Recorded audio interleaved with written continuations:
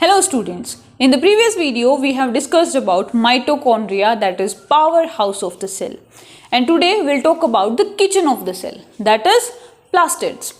जो प्लास्टिड है इसको डिस्कवर किसने किया था? इसको डिस्कवर किया था अर्नेस्ट हैकल ने। किन्होंने? अर्नेस्ट हैकल ने। सुना सुना नाम नज़र आ रहा है ना ये? हाँ, ये क्लासिफिकेशन से रिलेटेड है। जब डाइवर्सिटी ऑफ लिविंग ऑर्गेनिजम्स हम पढ़ते हैं, जब क्लासिफिकेशन जब हम पढ़ते हैं तो हैकल का नाम उसमें आता ही आता है। तो यही वो हैकल हैं जिन्होंने प्लास्टिड्स को भी ऑब्जर्व किया था। प्लास्टिड्स जो हैं सबसे पहले एक कलरलेस स्ट्रक्चर से बनते हैं जिसको कहते हैं प्रोप्लास्टिड। ये कलरलेस स्ट्रक्चर है। अब इस स्ट्रक्चर में depending upon the colour, depending upon the pigment, कि कौन कौन सी पिगमेंट है, इसको हम 3 पार्ट्स में डिवाइड कर देते हैं। मतलब ये जो प्रोप्लास्टिड है ये पहले बन जाएगा प्लास्टिड, और ये जो प्लास्टिड्स हैं ये अपने पिगमेंट के हिसाब से 3 पार्ट में डिवाइड हो जाएंगे। दैट इज, अगर कलरलेस ही रहेगा तो कहलाएगा ल्यूकोप्लास्ट। अगर इसके अंदर कैरोटीन ज़ेंथोफिल का कंसंट्रेशन ज़्यादा हो जाएगा तो कहलाएगा क्रोमोप्लास्ट, और अगर इसमें क्लोरोफिल का कंसंट्रेशन ज़्यादा हो जाएगा तो कहलाएगा chloroplast. So first will talk about leucoplast. ये जो ल्यूकोप्लास्ट है ये कलरलेस प्लास्टिड है। कैसा है? कलरलेस प्लास्टिड है, और ये एक स्टोरेज हाउस की तरह वर्क करते हैं। ठीक है, क्या स्टोर करता है? Proteins, starch and oils. तो ये ल्यूकोप्लास्ट अपनी स्टोरेज के बेसिस पे कि भाई प्रोटीन को स्टोर कर रहा है या फिर स्टार्च को स्टोर कर रहा है या फिर जो ऑयल है, लिपिड्स है, उनको स्टोर कर रहा है, हम ल्यूकोप्लास्ट को फर्दर 3 पार्ट्स में डिवाइड कर देते हैं। फॉर एग्जाम्पल, अगर ये प्रोटीन को स्टोर कर रहे हैं, ठीक है, यहाँ पे जो स्टोरेज है वो प्रोटीन की ज़्यादा हो रही है, तो ये कहलाएगा अमाइलोप्लास्ट। क्या कहलाएगा? अमाइलोप्लास्ट। अगर जो स्टोरेज है, सॉरी अमाइलोप्लास्ट नहीं, एल्यूरोप्लास्ट, क्योंकि अमाइल वर्ड तो स्टार्च के लिए होता है। तो अगर स्टोरेज स्टार्च की हो रही है तो वो कहलाएगा अमाइलोप्लास्ट। ये पर्टिकुलर टर्म्स है, जैसे एल्यूरोन जो है वो प्रोटीन के लिए होगी, अमाइल वर्ड जो है वो स्टार्च के लिए होगा, और अगर हम यहाँ पे स्टोरेज लिपिड्स या फिर ऑयल्स की बात करते हैं तो वो कहलाएगा इलायोप्लास्ट। ठीक है, प्रोटीन स्टोर हो रहा है, ठीक है, एल्यूरोप्लास्ट, स्टार्च स्टोर हो रहा है, अमाइलोप्लास्ट, लिपिड स्टोर हो रहे हैं, then it is elaioplast. Second जो आता है दैट इज क्रोमोप्लास्ट। ये जो क्रोमोप्लास्ट है इसके अंदर जो पिगमेंट सबसे ज़्यादा पाई जाती है, अब पिगमेंट है तो कलर भी होगा। पिगमेंट का मतलब क्या होता है? डाई होती है। पिगमेंट है तो कलर भी होगा, और कलर कौन सा होगा? यूजुअली यहाँ पर इस पिगमेंट के कारण रेड, येलो, ऑरेंज, और इन तीनों का जो मिक्सचर जो होगा वो कलर पाया जाएगा। और इन कलर्स के लिए कौन रिस्पॉन्सिबल होता है?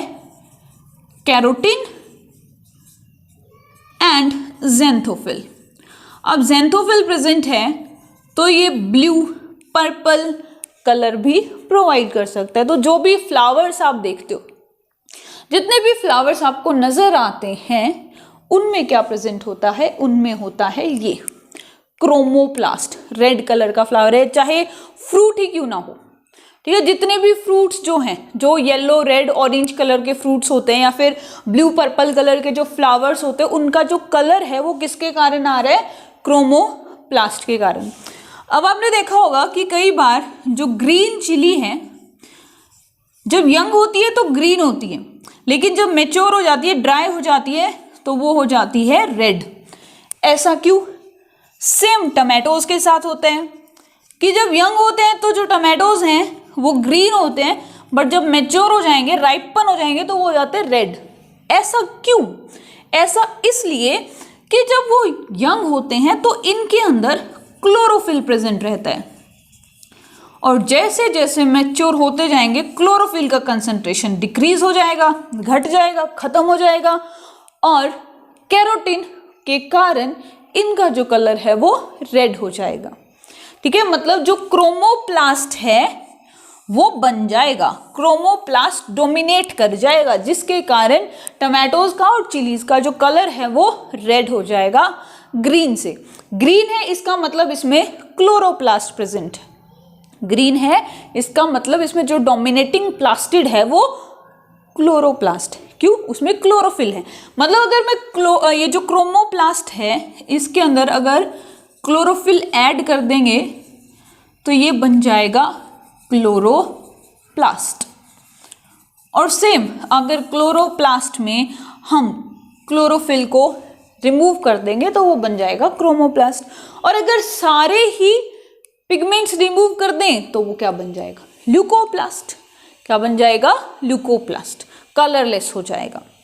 तो अब जो हम पढ़ेंगे दैट इज अबाउट क्लोरोप्लास्ट। ठीक है, क्लोरोप्लास्ट का number, structure, shape, ultra structure, ये तो बस जो टाइप है प्लास्टिड के वो आप लोगों को याद रखने हैं। ठीक है, कि भाई कौन सा कलर होगा क्रोमोप्लास्ट में, कलरलेस कौन सा होगा, कौन सी पिगमेंट प्रेजेंट रहेगी, कौन सी पिगमेंट के कारण रेड कलर आएगा। तो जो कैरोटीन्स हैं, जो ज़ैंथोफिल्स हैं, वो यूजुअली कौन सा कलर प्रोवाइड करते हैं। चलिए अब बात करते हैं क्लोरोप्लास्ट की, जो कि ग्रीन कलर प्रोवाइड करता है। अगर ये क्लोरोप्लास्ट किसी नॉन ग्रीन ऐसी सेल में, ऐसी एल्गी में जो ग्रीन नहीं है, फॉर एग्जाम्पल रेड और ब्राउन, अगर किसी नॉन ग्रीन एल्गल सेल में ये प्रेजेंट है तो वहां पे ये कहलाएगा क्रोमेटोफोर्स। क्या कहलाएगा? क्रोमेटोफोर। अगर ये क्लोरोप्लास्ट किसी नॉन ग्रीन सेल में प्रेजेंट है तो ये कहलाएगा क्रोमेटोफोर। अब हम बात करते हैं इसकी शेप की। ये जो क्लोरोप्लास्ट है ये वेरिएबल शेप का है, बहुत अलग अलग तरह की इसकी शेप्स पाई जाती हैं। फॉर एग्जाम्पल अगर मैं बात करूं तो ये प्लेट जैसा भी नजर आ सकता है। किस में मिलेगा? यूलोथ्रिक्स में। ये कप शेप भी हो सकता है। किस में मिलेगा? क्लेमाइडोमोनास में। ये रिबन शेप भी हो सकता है, इसका कुछ नहीं पता, ये किसी शेप का हो सकता है। बहुत अलग अलग तरह की शेप हैं। फॉर एग्जाम्पल स्पाइरोगायरा, और ये रेटिकुलेट भी हो सकता है, नेटवर्क फॉर्म में भी हो सकता है। ठीक है, फॉर एग्जाम्पल ओडिगोनियम।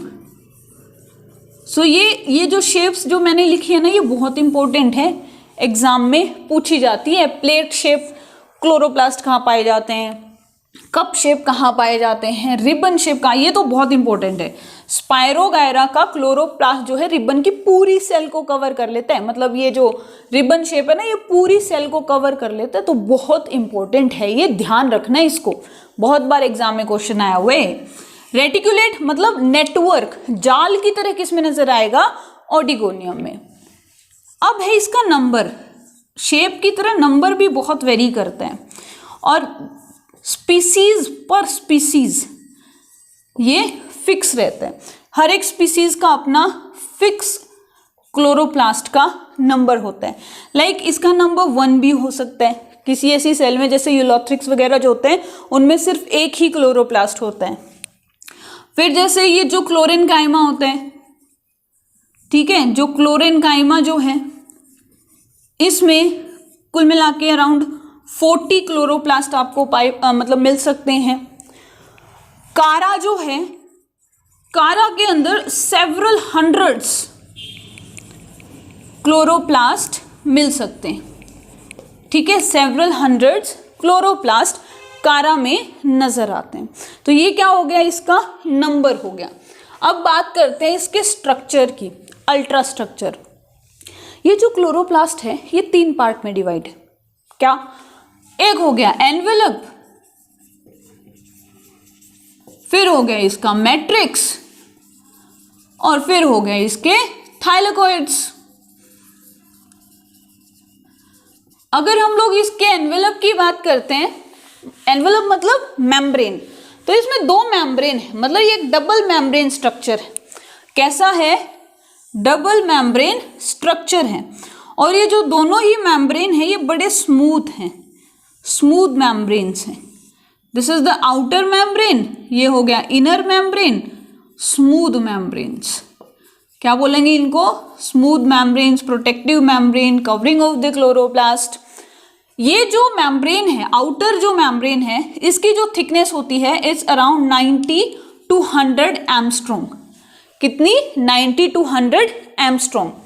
इन दोनों के बीच में जो स्पेस प्रेजेंट रहता है, इंटर मेम्ब्रेनल स्पेस, उसकी जो डेप्थ जो होती है, थिकनेस जो होती है, इट्स अराउंड 100 to 200 एंगस्ट्रॉम।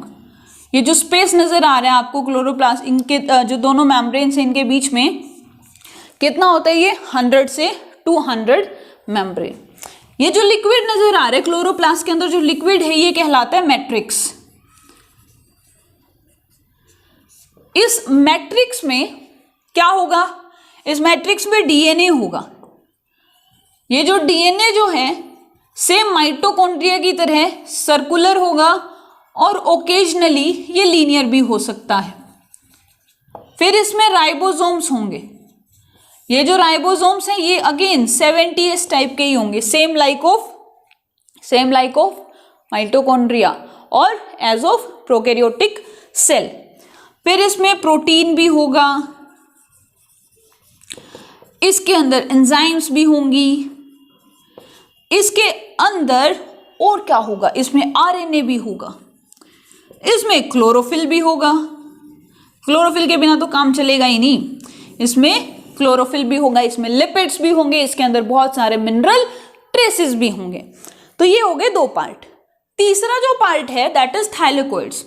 बहुत सारे डिस्क शेप स्ट्रक्चर्स प्रेजेंट होते हैं क्लोरोप्लास्ट में, उनको हम कहेंगे थाइलेकोइड्स। ये जो थाइलेकोइड्स हैं ये एक स्टैक लाइक स्ट्रक्चर बना लेते हैं। जैसे ये बहुत सारे थाइलेकोइड्स हैं, ये एक सिंगल थाइलेकोइड हो गया, फिर दूसरा, तीसरा, चौथा, ऐसे अराउंड 4 to 20 थाइलेकोइड्स आपस में एक स्टैक लाइक स्ट्रक्चर बना लेते हैं, that is known as grana. क्या कहेंगे इसको? ग्रेना। और कुछ ऐसी एल्गल सेल हैं जिनके अंदर ये ग्रेना प्रेजेंट नहीं होते, तो उनको कहते हैं एग्रेनल। एग्रेनल जिनके अंदर ग्रेना एब्सेंट होता है, जिनमें ग्रेना प्रेजेंट नहीं होता है। ठीक है, तो ये थाइलेकोइड्स हो गए जो दूसरे ये जो ग्रेना है उससे कनेक्टेड रहेंगे with the help of stroma lamella. अब ये थाइलेकोइड्स क्या करते हैं? इस मैट्रिक्स को 2 पार्ट में डिवाइड कर रहे हैं। एक तो ग्रेना हो गया, उसके अलावा ये दूसरा पार्ट जो बचा इसको हमने बोल दिया स्ट्रोमा। क्या बोल दिया? स्ट्रोमा। ठीक है, ये है बहुत सारे ग्रेनास जो आपस में कनेक्टेड है। और ये ग्रेना किससे बन रहे हैं? ये बन रहे हैं थाइलेकोइड से। ये थाइलेकोइड भी डबल मेम्ब्रेनस स्ट्रक्चर होता है। ठीक है, ये जैसे एक थाइलेकोइड के मेम्ब्रेन्स हो गए, ये थाइलेकोइड का खाली जगह दैट इज ल्यूमन हो गया। तो ये स्ट्रक्चर है क्लोरोप्लास्ट का। अब देखो ये भी भाई ऑटोनोमस होता है, सेमी ऑटोनोमस होता है। सेमी ऑटोनोमस क्यों कहते हैं? क्योंकि अपना इसके अंदर आरएनए है, डीएनए है, तो ये प्रोटीन बना लेते हैं, डीएनए की रेप्लिकेशन कर लेते हैं, लेकिन फिर भी इसको न्यूक्लियस के ऊपर डिपेंड करना पड़ता है अपने एक्टिविटीज के लिए, तो इसको हम कहते हैं सेमी ऑटोनोमस। अब इस क्लोरोप्लास्ट का फंक्शन क्या है? फंक्शन क्या है ये देखो, ये जो थाइलेकोइड्स जो हैं ये एनर्जी को ट्रैप करते हैं, सोलर एनर्जी को, और इसमें भी कौन? क्लोरोफिल। ये जो क्लोरोफिल है ये सोलर एनर्जी को ट्रैप करता है और फोटोसिंथेसिस करवाता है। तो जो फोटोसिंथेसिस है वो 2 जगह हो रही है, एक तो ग्रेना में हो रही है, मतलब ग्रेना और ये स्ट्रोमा, इन दोनों को मिला के कंप्लीट फोटोसिंथेसिस होती है। फोटोसिंथेसिस में 2 रिएक्शंस होती है, लाइट एंड डार्क। तो जो लाइट रिएक्शन जो है, जो लाइट की प्रेजेंस में होती है वो होती है ग्रेना में, और जो डार्क रिएक्शन जो होती है जिसमें लाइट की रिक्वायरमेंट नहीं होती वो होती है ग्रेना में। तो पहला मोस्ट इंपॉर्टेंट फंक्शन हो गया फोटोसिंथेसिस कि थाइलेकोइड के अंदर क्लोरोफिल भी अलग अलग टाइप के हैं। मेन क्लोरोफिल जो हो गया दैट इज क्लोरोफिल ए, उसके बाद कुछ एसेसरी क्लोरोफिल पिगमेंट्स जो होते हैं वो क्या करते हैं, वो एक एंटीना की तरह काम करते हैं और लाइट को एब्जॉर्ब कर लेते हैं। तो फोटोसिंथेसिस को डिटेल में हम कहाँ पढ़ेंगे, प्लांट फिजियोलॉजी में। तो क्लोरोप्लास्ट के अंदर फोटोसिंथेसिस होता है, कौन करवाता है, थाइलेकोइड्स और स्ट्रोमा। फिर एनर्जी ट्रांसडक्शन का मतलब है कि जो सोलर एनर्जी को ट्रैप जो किया है उसको ये केमिकल एनर्जी में कन्वर्ट कर देता है। किस में कन्वर्ट कर देता है, केमिकल एनर्जी में। और उस केमिकल एनर्जी की हेल्प से ये वाटर की फोटोलिसिस करता है, मतलब उसको ब्रेक डाउन करता है। कंजप्शन ऑफ कार्बन डाइऑक्साइड, ये जो क्लोरोप्लास्ट है एटमॉस्फेयर से जो एनवायरनमेंट है वहां से कार्बन डाइऑक्साइड को एब्जॉर्ब करेगा और इसी कार्बन डाइऑक्साइड की हेल्प से फोटोसिंथेसिस होगा। और फोटोसिंथेसिस का जो बाई प्रोडक्ट है दैट इज ऑक्सीजन, उस ऑक्सीजन को भी ये लिबरेट करता है, इवोल्व करता है। Important function next, storage of starch. ये जो कुछ ऐसे क्लोरोप्लास्ट होते हैं, कुछ ऐसे एल्गी के अंदर ऐसे क्लोरोप्लास्ट होते हैं जो स्टार्च को स्टोर करके रखते हैं और ऐसे स्टार्च को हम कहते हैं एसिमिलेटरी स्टार्च। ठीक है, जैसे स्पाइरोगायरा में होता है, ये क्या करते हैं, अपने स्टार्च को स्टोर करके रखते हैं ताकि उसको बाद में यूज करेंगे as a source of energy. एक और चीज, इनमें पायरेनोइड्स प्रेजेंट रहते हैं। Now what are these pyrenoids, ये पायरेनोइड्स क्या हैं, पायरेनोइड्स जो हैं ये ऐसे स्टोर्ड स्टार्च होते हैं, ठीक है, जो कि बाहर ये प्रोटेक्टेड रहते हैं प्रोटीन की शीट से। These are the starch molecule, starch granules which are covered by the protein sheet, special type of starch जिनको हम कहते हैं पायरेनोइड्स। और ये पायरेनोइड्स कहाँ पाए जाते हैं, कुछ एल्गल सेल में। एल्गी का एक बहुत इंपॉर्टेंट कैरेक्टर है, ये कौन बनाता है, chloroplast. Next is the reducing power like NADPH, ठीक है। तो ये जो रिड्यूसिंग पावर की फॉर्मेशन कब होगी भाई, फोटोसिंथेसिस के टाइम पे होगी। जब फोटोसिंथेसिस में पहला जो स्टेप होगा लाइट रिएक्शन और उसमें साइक्लिक और नॉन साइक्लिक फोटोफॉस्फोराइलेशन होगी, उस टाइम पे रिड्यूसिंग पावर्स की फॉर्मेशन होगी और उसी टाइम पे ऑक्सीजन भी लिबरेट होगी। क्यों, ऑक्सीजन निकलेगी तभी तो वाटर, मतलब ऑक्सीजन कब निकलेगी, वाटर टूटेगा तब निकलेगी ना ऑक्सीजन, और वाटर टूटेगा तभी तो हाइड्रोजन बनेगा भाई, और हाइड्रोजन बनेगा तभी तो वो कहाँ आएगा, स्ट्रोमा में आएगा। स्ट्रोमा में आएगा तो कार्बन डाइऑक्साइड के साथ कंबाइन करेगा और ग्लूकोज बनाएगा। देखो फोटोसिंथेसिस करा दिए तुम्हें। And the last is synthesis of fatty acids. बहुत सारे फैटी एसिड्स हैं जो क्लोरोप्लास्ट में बनते हैं। सो ये हो गया प्लास्टिड। प्लास्टिड में भी मेन पार्ट है क्लोरोप्लास्ट, खत्म हो गया। नेक्स्ट वीडियो में हम डिस्कस करेंगे कुछ स्फेरोजोम्स के बारे में, माइक्रोजोम्स के बारे में, देन अबाउट द न्यूक्लियस, ठीक है, और भी बहुत सारी चीज़ें रहती है, तो क्रोमोसोम रहता है, तो ये सारी चीज़ें हम डिस्कस करेंगे नेक्स्ट वीडियो में।